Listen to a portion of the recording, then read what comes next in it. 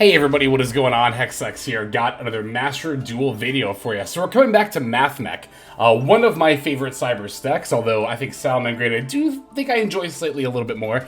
But we'll cover that here in the, probably the next couple of days if I had to guess, but, or at some point next week. Anyway, Mathmech though, Mathmech I think does remain the strongest cyber stack, mostly, of course, thanks to good old Mathmech Circular. Although I will say this about Circular, right?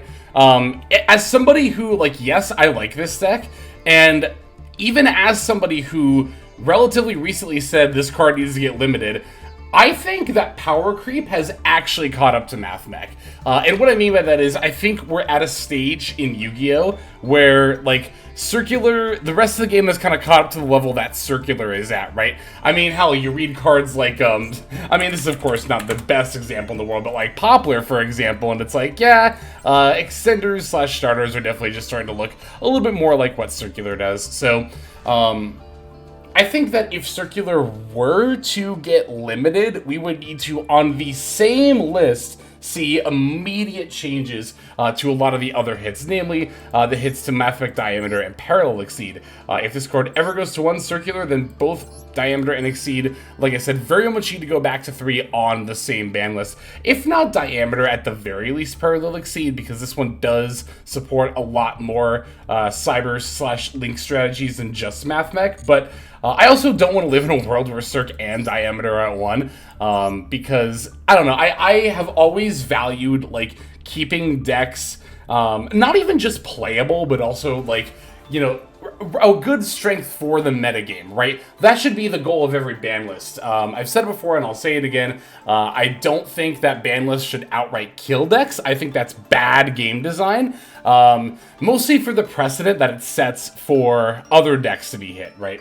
But this is not a deck that I think needs to be hit. In fact, I kind of think Parallel Exceed could come back to 3 and it would be fine. If not even just for Mathmech, but again for a lot of other, not even against Cyber specifically, but like just link strategies in general. Like just pile decks. Trap Tricks I know is one that uses Parallel Exceed sometime.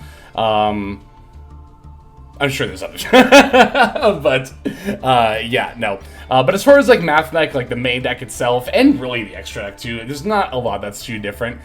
This is one of those decks that just has a lot of staying power, right?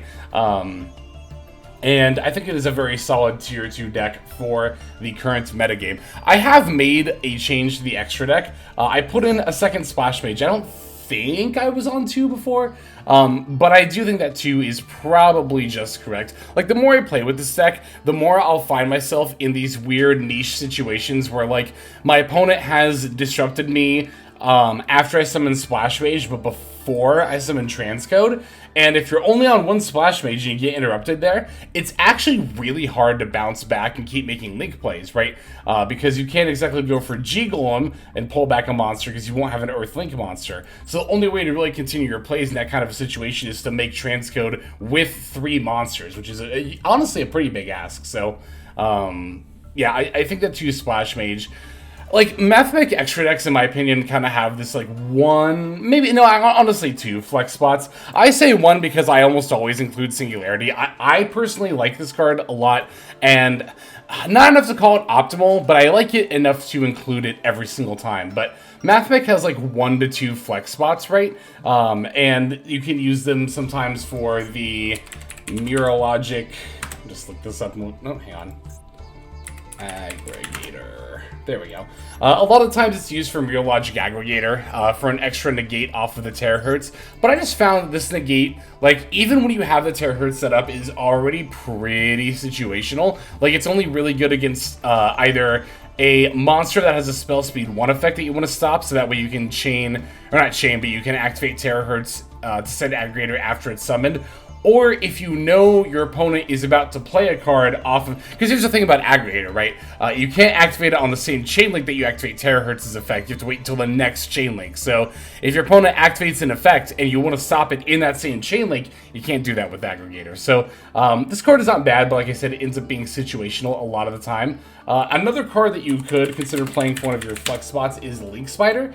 This is pretty good against Nibiru. You simply link off your token, which is treated as a normal monster, and then boom, you have a Cyberse, and then you just need one more extender, and you're good to go. You can keep going into plays, right? Depending on where you get nibbed, you could G-Golem back to transcode, or you could pivot into like a Splash Mage or something, but I also found that to be a little situational, or at least, I don't know, they're all kind of situational ads, right, for like very niche spots that you're in, but I find myself in the spot where I need the second Splash Mage more often than needing Aggregator or Link Spider, so that's what I'm working with here. As always as ever, you know, this deck is highly flexible in the way that you can build it, especially the main deck. I'm on triple Veiler and triple Imperm. I do think that, like, almost no matter the format, you should be on at the very least one, if not two Veiler in this deck for small world bridges. But of course, in this particular metagame, the Veiler and the Imperms are definitely the way to go. I still like triple tack. I've seen a lot of builds play Ghost Bell instead, which of course makes a lot of sense. Ghost Spell can, of course, help protect your plays, particularly plays that might interrupt, like, your Super Factorial, right? And, of course, is also just pretty solid overall, but especially in this meta, there's a lot of Graveyard Recursion. So, Ghost Spell, I definitely see why people play that over Triple Tack. I just really like Triple Tack. This is probably just my favorite staple slash non-engine card in Master Duel, and I think specifically in Best of One, this card is absolutely insane, and will always make the cut if I have room for it. So here I just decided to value the talent a little bit higher than Bell, but Ghost Spell is also definitely not bad. Ghost Spell also, of course, good for bridging with the Small World as well, which you could actually go down to 2 copies of this if you wanted to. You don't need to play a full playset, but I didn't really have anything else that was like super desperate to put in instead, so I decided to throw in a full playset here. But yeah, I mean, like I said, Mathmech still doing Mathmech things here. So I am going to break down the list card by card, and then we'll watch some gameplay. So for this build, we're on 3 Effect Veiler, 1 Dotscaper, 3 Maxi, 3 Ash Blossom and Joyous Spring,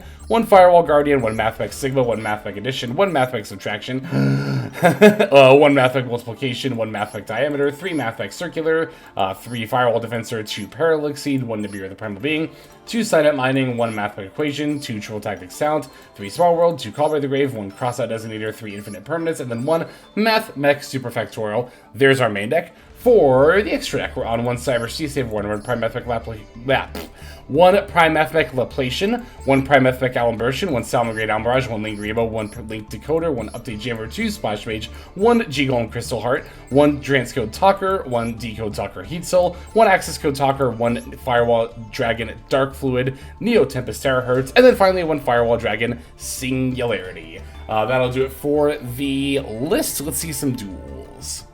Okay, our first game is going to be against Dragon Link, which is really, really cool, because I haven't seen Dragon Link in a hot minute. Not since Wyvern Burster was banned. I don't think I've even tried to play it myself since Wyvern Burster has been banned, but, yeah, so looking at this hand here, this is a great opening hand. So here we open Circular and Defensor, and I've said in the past that if you open Firewall Defensor, that you should probably still just use the Alimbertion to add the diameter, right?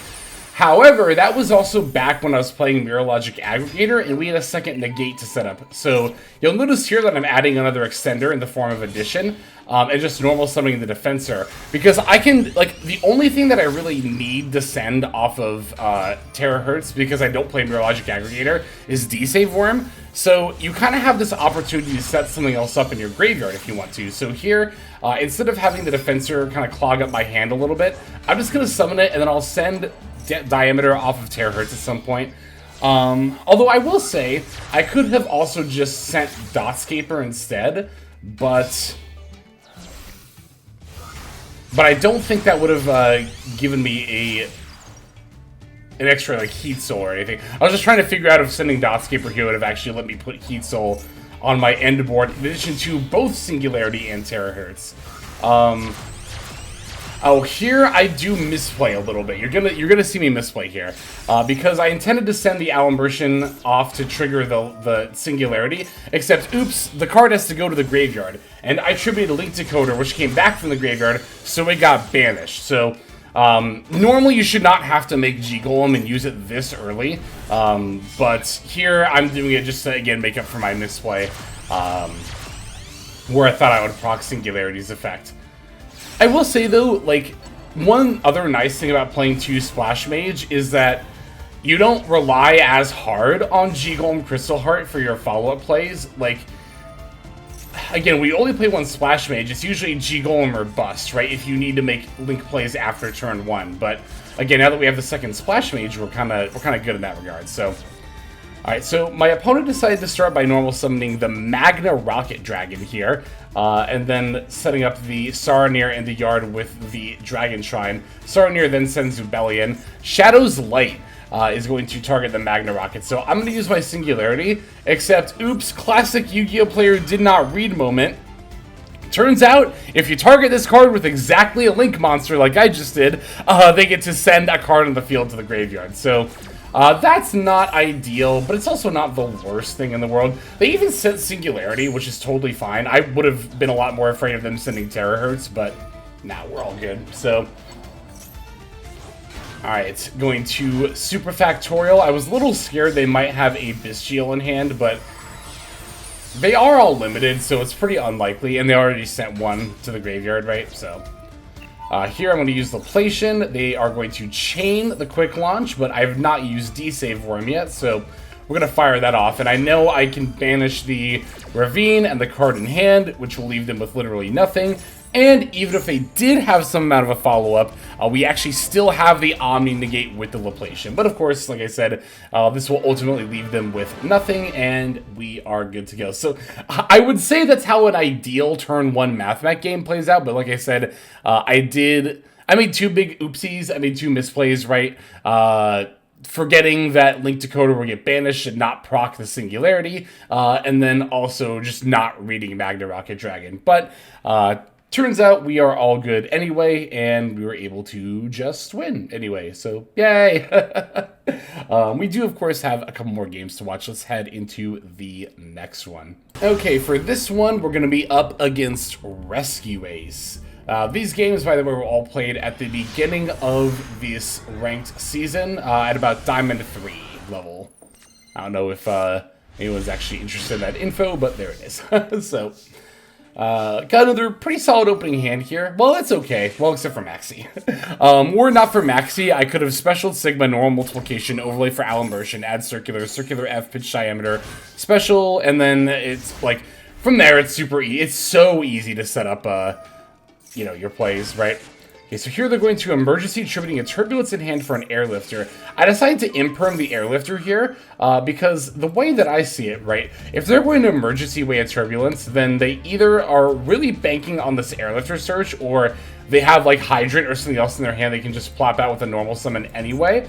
So I figured I would hedge a little bit and say, you know what, alright, I'm going to make you have another card in your hand and imperm you now.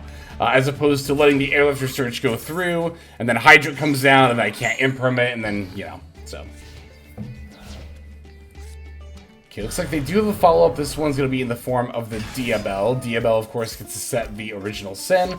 Original Sin going to sack off, I presume, Airlifter? Oh, no, they just sent Diabell here, okay. For, yep, there is the Hydrant. Hydrant F to add the Preventer here, not Turbulence, so that's not good. That probably means they have another Turbulence in hand, which is also probably why they did emergency sending a Turbulence for Airlifter in the draw phase. Although, hang on, I'm trying to remember how this game plays out, because they're going for Little Knight here. I guess they just wanted to banish my... Ah, that's right, you can just banish... I always forget you can just banish the Turbulence with Preventer and then get it back right away. Well, because Preventer is weirded so weirdly. It summons any Rescue Ace monster except a level 8. I always think it's level 8 or lower. And then I'm like, oh, Turbulence is 9. It's fine. But it's like, no, it's not. We actually have an out here. We have the Nib. I'm going to Nib now. And I definitely waited for Turbulence to come down before dropping this Nibiru. So, alright, they're going to set 2 cards, pass back over to me. We do need some kind of a top deck here. Firewall Guardian is actually going to be enough to get us there in theory. So we can Guardian away for the Lingeriva, right? Firewall Guardian then comes back by its own effect. Now I can, well, if I hadn't been called by it, it's going to be the big stopping point here. But without the call by, I could have brought back Firewall Guardian by its own effect, and then linked all 3 of them off for the Transcode Talker. The Firewall Guardian would get banished. That's why I wouldn't go for a Splash Mage here, because then you just have nothing to bring back.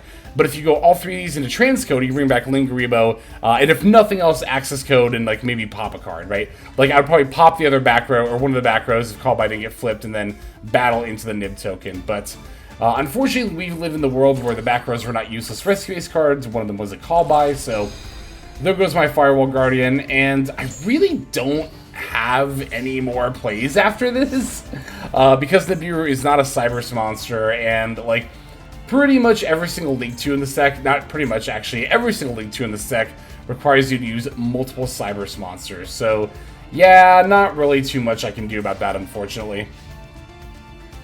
Alright, Nib token goes to attack mode, and they have a Bonfire for a Poplar, which means they absolutely have plays now. They get to special the Poplar, and then go for the original Sin. Then they can link off Poplar. Actually, they already use Link Kribo, so oh, they just tribute here. I see. Oh, you can even place Preventer. Oh, and then that'll actually proc the Preventer effect, won't it? No, it won't. Okay, I'm being dumb. I don't think they have it banished anyway. No, they don't. Okay. But actually, would that have procced it? Let me see something. It would have if this card is sent to the graveyard. Yeah, so that actually would do it. Wow, that's cool. I've never done that interaction in Rescue Ace before. I'll have to keep an open eye out and see if I can do it. But I think this was the point where, yeah, I was like, okay, you have enough extenders. I know you can OTK me here. Sometimes I do make my opponent finish me off. I like to call that a knowledge check, where instead of surrendering when I see the opponent has lethal, I don't surrender and I force them to find the lethal. And you might be surprised how often you're like, oh, they have this game won, when you would normally surrender, but they just don't figure it out, I guess. I don't know. But nah, here I was like, this is good enough. I'll just surrender here. We do have a couple more games to watch though, so let's see the next one. Alright, so for this game, we're playing against a stun variant of Fluanderies. Basically, it's just adding some Fossilinas, and I think that was it, actually. Were there other floodgates? I don't remember, but more than that, this is going to be a game where I show you how you can combo under D-Fissure, because the opponent doesn't have many plays besides throwing down the D-Fissure, but wow, that is sure a not fun play to have to deal with. So, Sunnet Mining, I pitched the equation there because I can't pitch any of the monsters because of D-Fissure, and I don't imagine I'll need an equation. So here, I'm going to Special Sigma, normal diameter. You also might have noticed that I searched specifically for diameter off of the Slime Mining. The reason was for this exact play right here. I wanted to make the Alimbertion and also give it the Omni Negate. Because that way I'm able to play through either the back row and or a hand trap, and then we're all good. Gonna use the Small World here to find the Parallel Exceed. You might have noticed I even banished the Circular to do it, because I don't need Circular, because we are under D-Fissure. And again, the D-Fissure, Circular does not like D-Fissure, but you know, you might think that like, oh, you know, Mathmech is all about Circular. Circular can't do anything if cards are banished, so this deck loses to D-Fissure. Actually, not at all accurate. Oh, here I went for Update Jammer, but that was only just to get a Link 2 body. It has to go to the graveyard to give double attacking, so... but I'm going to make Heat Soul as my Link 3, that way I get an extra draw. And then now I can climb up to the Access Code Talker. Access Code Talker is, of course, able to swing in for big damage here. And you might have noticed that I did not activate Circular, as I pointed out earlier. So that means that I'm not limited to only one attack during this turn. And that is like one of the biggest things to know about, like, not just playing through D-Fissure or not just playing... It really just playing through, like, weird situations in general. There's a lot of the time where I'll be playing against Mathmech, and I'll be thinking to myself, like, okay, if they do multiple attacks here, then I'm actually in a bit of trouble. But then they'll just Circular as their first action. I'm like, okay, never mind, I'm good. Because, again, they can only do the one attack if you activate the Circular effect. So, in that regard, like, that's something very much to keep in mind. Like, everyone calls Circular free, and let's be real, it mostly is, in terms of, like, how much advantage it can get you. Or they'll say, like, it doesn't have a restriction, but it does have that restriction, and it can matter. It often doesn't. This deck can often just OTK with only one monster, but there are situations like this where you do have to or you might want to specifically not play circular to be able to battle in with multiple monsters for lethal. We have one more game to watch, and we'll finish off with that one. Okay, our final opponent is going to be on Superheavy Samurai, but they're playing a variant that leans more into the Earth Machine aspect. Like, there are some Superheavy Samurai decks that play like Machina Gear Frame, but this one's playing like more Infinitrack stuff and that kind of thing that you would expect to see. So they're going to lead with Ancient Gearbox, specialing the Infinitrack Crab Crane. I actually didn't realize this was Superheavy Samurai for a lot of the combo line. As you can see here, they're opening enough Infinitrack stuff that I thought it was just regular Earth Machine. So I opted to imperm the Road Roller, so that way they would not be able to get the Search, right? Or not the Road Roller, the Crab Crane, sorry. Alright, they're going to go for the River Stomper. Detaching to add the Motorbike, and that's when I realized, oh, I see what's happening here. They've got a Regulus to boot as well. So there's Regulus, they have the Omni established. We don't have any more hand traps here, but, yeah. So this hand, obviously not ideal. Like, not even just opening both Firewall Defensor and Guardian, but, like, this wouldn't be a big deal if I had another, like, an addition or a subtraction or an extender, like a Sigma too. But we have Dotscaper. Dotscaper's not horrible. It is a terahertz by itself, but again, it's not ideal to open 3 starters that all want to be normal summoned in the opening hand. So, all right, here they are setting up some Superheavy Samurai stuff.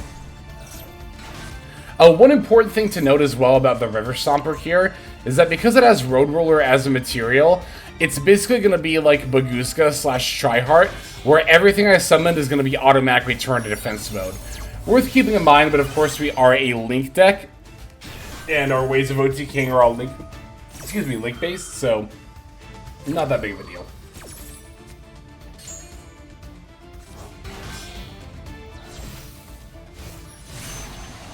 Alright, here's the Baron. So we are going to have to play through multiple Omnis,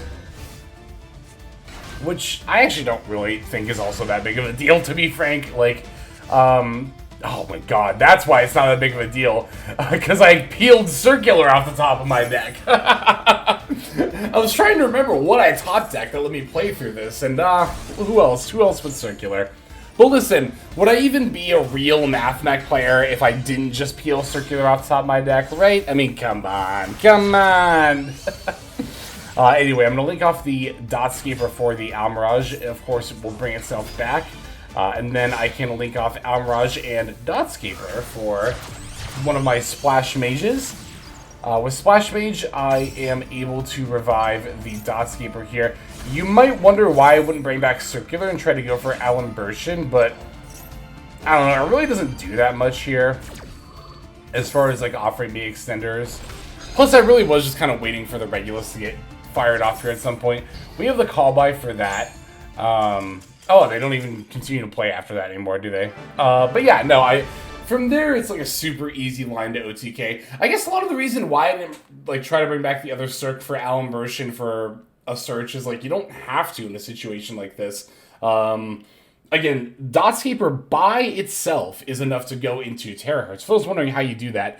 Normal summon Dotscaper, link it off for Almirage, bring back Dotscaper by its effect, link into Splash Mage, the same start we had here, right? Splash Mage brings back Dotscaper, link off Dotscaper for Link Decoder, link Splash Mage and Link Decoder into Transcode Talker, Link Decoder comes back by its own effect, Transcoder brings back Splash Mage, link all 3 into terahertz. Then you can, in this situation, you can move to battle phase, then activate terahertz's effect, because terahertz negates monster effects in the battle phase, so not that my opponent had any cards in hand, but if they would have had like an Ash Boss or something, it would have been negated. So move to battle phase, battle with terahertz, and then during damage calc, to make sure that like the minimal amount of shit can actually respond to you, then you can send a multiplication for your deck to the graveyard by terahertz effect. Multiplication F will then double your terahertz attack into the Baron de Fleur is enough for lethal. So yeah, like I said, did not require anything else. And really, for that reason, I would also not want to go into Alimbertion, because if my opponent has an interruption for that line, then at the very least, I have Alimbertion and other stuff for future plays. So, there you go. That's going to do it for this video. Thank you so much for watching it. Let us now move to the outro. Hey everybody, thank you so much for watching all the way to the end of the video. That means a lot to me. It's also a great way to support the channel, so thank you very much in that way as well. If you're interested in supporting the channel in other ways, like the very special patrons that I am thanking here, you can do so by checking out some of the links in the description. One of those goes to the Patreon, where you can join these fine folk and support the channel that way. I do post daily content over on Patreon, so you do get something for supporting there. And if you're interested, I also have a coaching tier option as well. Details again will be on Patreon in the link below. Also in the description linked below is my Twitch page where I stream a few times a week. You can go ahead and check that out, follow or subscribe over there if you ever want to catch me live. You'll also find my second YouTube channel if you feel like subscribing over there to watch some of the Twitch VODs as well as some additional non-Yu-Gi-Oh related content that I make over there. Again, any of those links you want to check out is all a great way of supporting. But again, even if you don't do that, just watching was also a fantastic way to support. And once again, I have to thank you so very much. But in any case, this is Hexlex. I'm going to be signing out, and I'm hoping you have a fantastic day.